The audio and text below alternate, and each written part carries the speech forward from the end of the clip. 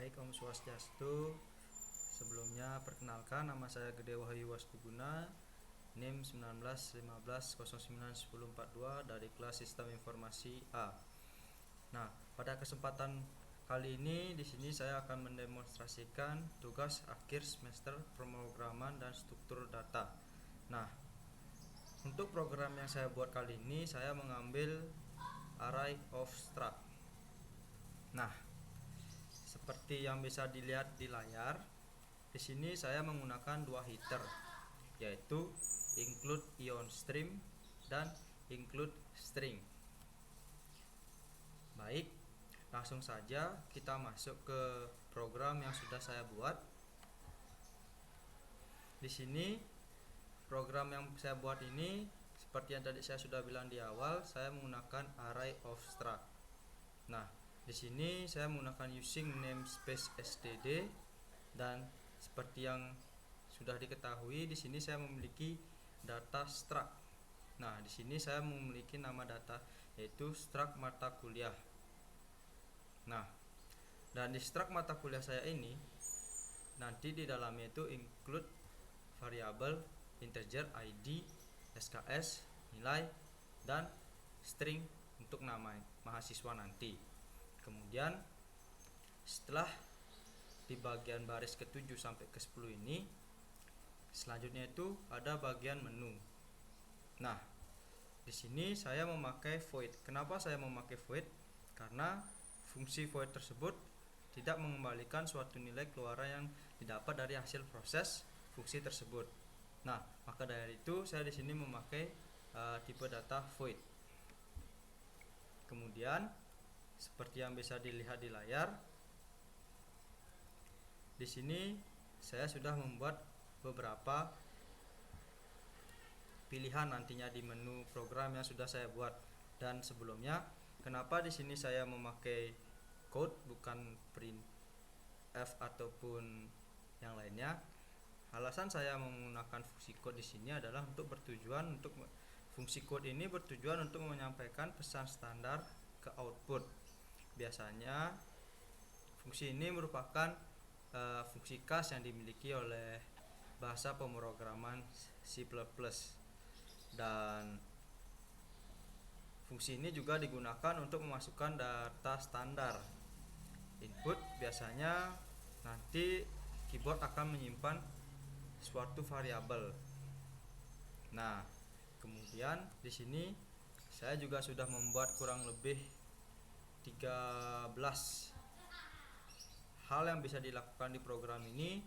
Yang pertama, di sini dari dalam menu yang sudah saya buat ini ada input mata kuliah di belakang, kemudian yang kedua ada input mata kuliah di depan, kemudian yang ketiga ada hapus data mata kuliah di depan, yang keempat hapus data mata kuliah di belakang, yang kelima ada hapus dengan kode, yang keenam ada tampilkan dengan kode mata kuliah, yang ketujuh ada tampilkan jumlahnya, yang kedelapan tampilkan semua, yang kesembilan cari nilai maksimal dan minimum, yang ke-10 ada tampilkan mata kuliah yang tidak lulus. Dan nanti di sini user akan diminta untuk menginputkan batas minimum dari KKM. Kemudian yang ke-11 ada nilai rata-rata, yang ke-12 ada hapus semua data, dan yang terakhir ada exist. Nah, kemudian kita masuk ke bagian selanjutnya. Di sini saya menggunakan tipe data integer main, yang di dalamnya nanti ada mata kuliah yang saya ambil di sini. Di mata kuliah itu saya menggunakan tipe data. Di sini saya menggunakan kurang lebih 100. Nah, nanti untuk bagian ini ya fungsinya untuk menyimpan data yang sudah kita inputkan. Kemudian di sini saya ada integer count. Nah, di sini nanti fungsinya itu untuk memasukkan jumlah data. Dan yang ketiga itu ada integer char character. Nah, sini pilihan untuk menunya. Kemudian, nah, di sini saya menggunakan yang namanya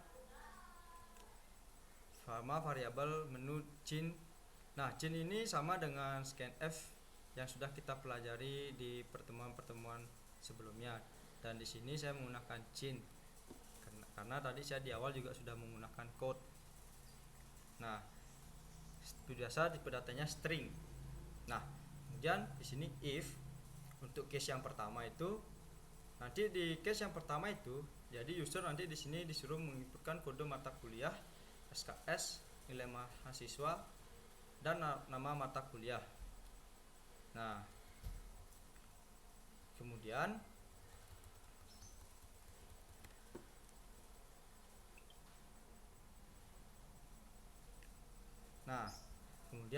untuk yang bagian ini yang bold, same, false, ini fungsinya untuk mengecek error yang terjadi pada program.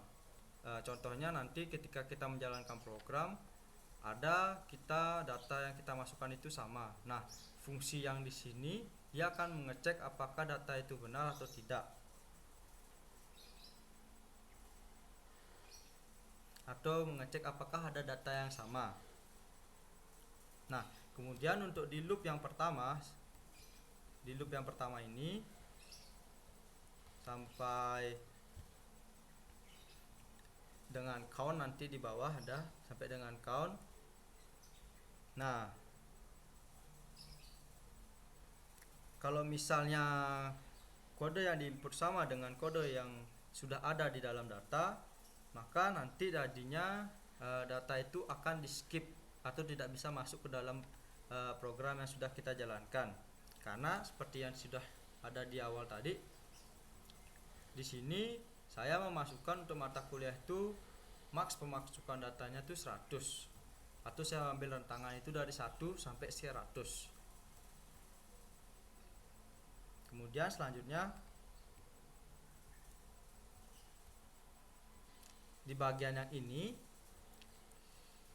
bagian selanjutnya itu di sini nanti akan diinputkan nilai, kemudian SKS dan nama mahasiswa. Nah, di sini saya membuat code error input nilai harus di antara 0 sampai 100 dan input SKS harus berada di antara 1 sampai 3. Nah, maksudnya di sini saya membatasi nantinya waktu saat menginputkan nilai.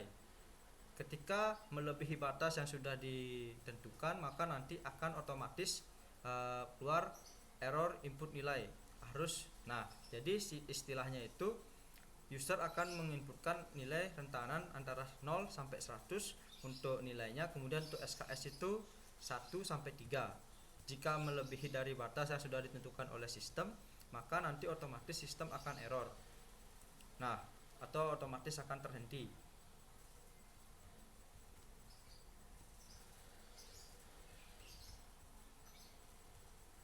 Kemudian mohon maaf sebelumnya. Kemudian di bagian ini seperti yang bisa dilihat untuk di karakter yang kedua itu, di sini nanti user akan menginputkan kode mata kuliah, SKS, nilai mata kuliah, dan nama mata kuliah. Nah, sama seperti sebelum-sebelumnya. Nah, di sini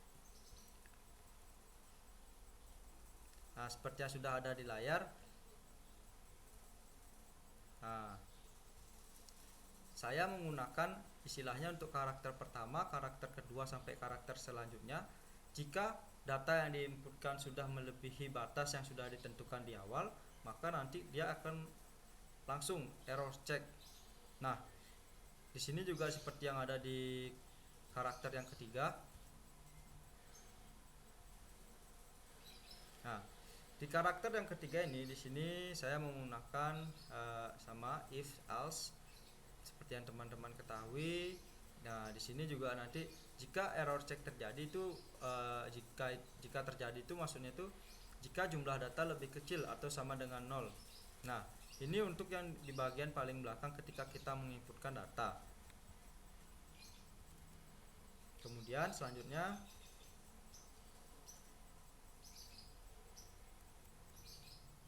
nol di sini tuh saya menggunakan 0 tuh sebenarnya 0 itu tidak sama dengan 0.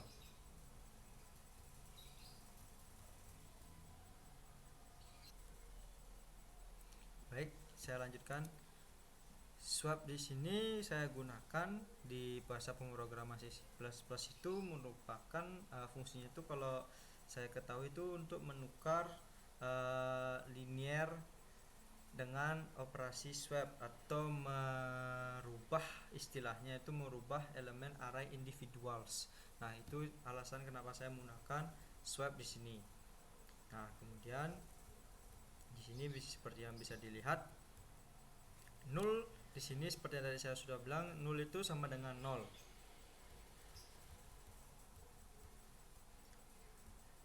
Nah, kemudian di bagian karakter yang keempat ini, di sini saya sama masih menggunakan if else. Kemudian di sini juga saya pasti istilahnya itu selalu memberikan error check. Kenapa seperti itu? Karena kebiasaan dari user, dia itu selalu tidak melihat istilahnya berapa batas maksimal penginputan data.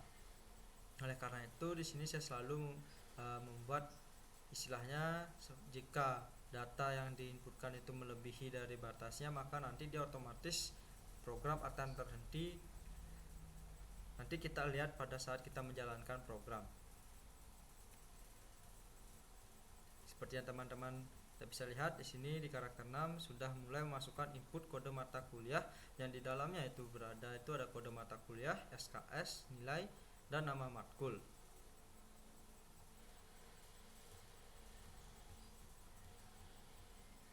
Nah, di sini jika data yang dicari tidak ditemukan, otomatis nanti program akan langsung seperti yang tadi saya bilang, akan ada error checknya. Nah, di sana nanti berarti data yang Anda masukkan itu salah. Seperti contohnya yang contoh pertama itu seperti kalian memasukkan kode matkul 20, tetapi ketika kalian menjalankan program kalian salah memasukkan kode matkulnya, maka nanti akan muncul data yang dicari tidak ditemukan, atau data yang dicari itu salah karena kalian menginputkan data yang berbeda dari awal yang kalian lakukan.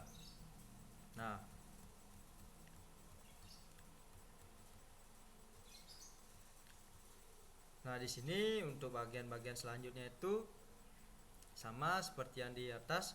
Di sini karena permintaannya itu untuk menginputkan kode mata kuliah, SKS, nilai, dan nama matkul. Nah, di sini juga di bagian karakter 9 itu, di sini saya pakai tipe data integer max dan integer min. Nah, seperti ini. Mungkin bisa dilihat terlebih dahulu.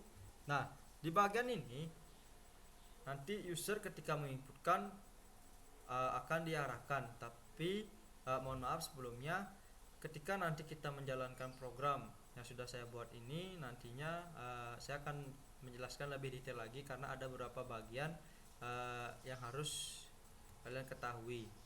Nah,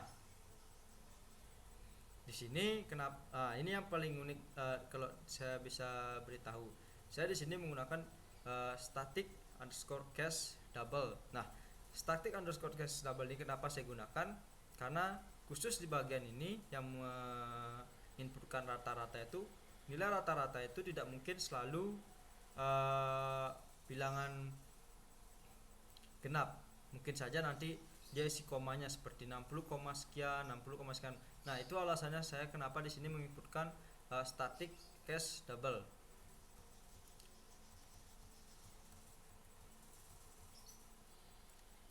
Nah, mungkin untuk penjelasan program saya hanya bisa menjelaskan sekian, dan kita langsung saja lanjut ke penjelasan dari jalannya program array of struct yang sudah saya buat ini. Pertama kita compile dulu ya. Oke, mohon maaf di sini ada kesalahan sedikit. Oke, coba kita compile lagi. Oke. Nah, sekarang kita coba jalankan programnya. Nah, di dalam program saya ini nanti sudah saya bilang di awal tadi ada beberapa menu yang dihadirkan. Nah, sekarang kita akan coba satu-satu. Kita ingin mencoba menu yang pertama. Nah, di sini saya mohon maaf sebelumnya, ketika kita ingin menginputkan kode mata kuliah, SKS, nilai mahasiswa, dan mata kuliah, caranya itu misalnya kode mata kuliahnya saya masukkan 10, kemudian kita enter, SKS nya kita masukkan 2, kemudian nilai mahasiswanya kita masukkan 70, Kemudian nama mata kuliahnya kita masukkan pemrograman. Nah, setelah data dimasukkan, otomatis nanti data akan tersimpan ke sistem. Kemudian yang kedua, kita akan menginputkan mata kuliah di depan. Sama seperti tadi, kita akan menginputkannya. Saya kode mata kuliah kita masukkan 20, SKS-nya kita masukkan 3, nilai mahasiswa kita masukkan 80, mata kuliah kita masukkan biologi. Nah, kedua data ini sudah terinput di depan dan di belakang. Nah, sekarang coba kita mencoba menu yang ketiga, yaitu hapus. Baik, saya lanjutkan lagi. Di sini saya akan mencoba menu yang ketiga dan keempat. Nah, untuk menu yang ketiga dan keempat ini nanti fungsinya itu akan menghapus secara otomatis data yang sudah kita inputkan ke dalam sistem. Seperti contohnya kita coba yang nomor 3. Maka data akan otomatis terhapus. Cara kita mengeceknya adalah dengan cara kita menggunakan menu yang ada di nomor 8. Nah, di sini hanya terdapat satu data yang ada di dalam program yang sudah saya buat, karena tadi kita sudah menghapus data mata kuliah yang berada di depan. Nah, kemudian untuk yang keempat ini akan menghapus nilai mata kuliah atau data mata kuliah yang ada di belakang. Nah, otomatis datanya tidak akan ada. Sama seperti tadi, kita cara mengeceknya itu nomor 8. Nah, menu ke-8 ini sudah jelas, dia akan menampilkan semua data yang kita inputkan. Tapi di sini karena kita tadi sudah menghapus semua data yang ada di dalam program, maka program akan otomatis menghapus data yang ada. Nah, di sini kita akan mengulang kembali untuk memasukkan atau menginputkan data ke dalam program. Kita untuk kode mata kuliah kita pakai 10, kemudian untuk SKS kita pakai 2, kemudian untuk nilai mahasiswa kita pakai 70, dan nama mata kuliah kita pakai biologi. Kemudian untuk mata kuliah yang kita inputkan di depan,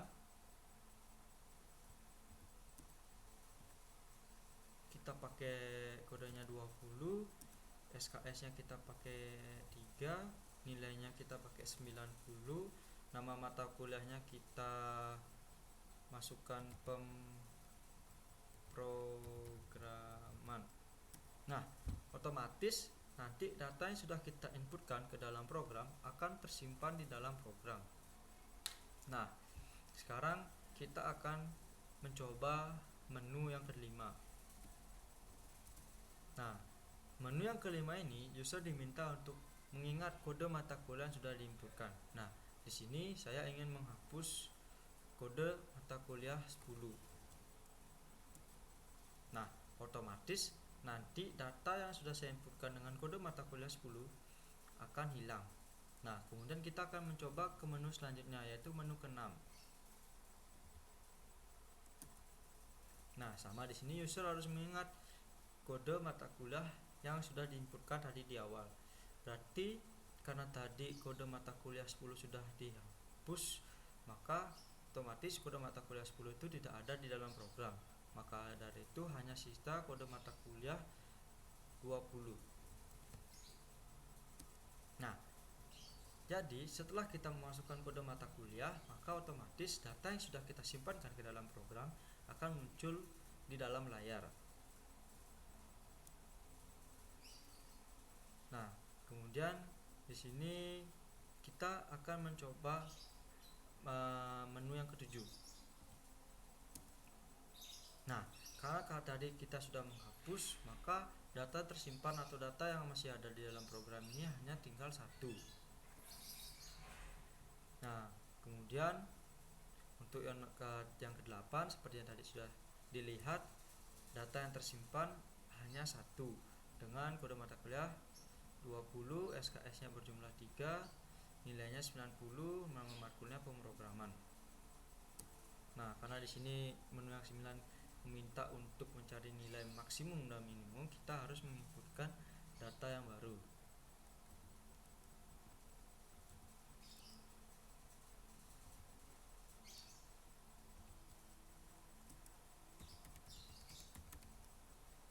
Nah, data sudah otomatis masuk ke dalam program. Nah, sekarang kita coba menu yang selanjutnya, ke-9. Nah, jadi seperti yang sudah tertampil di layar, untuk nilai maksimumnya itu ada dengan kode mata kuliah 20 dan nilai maksimumnya 90.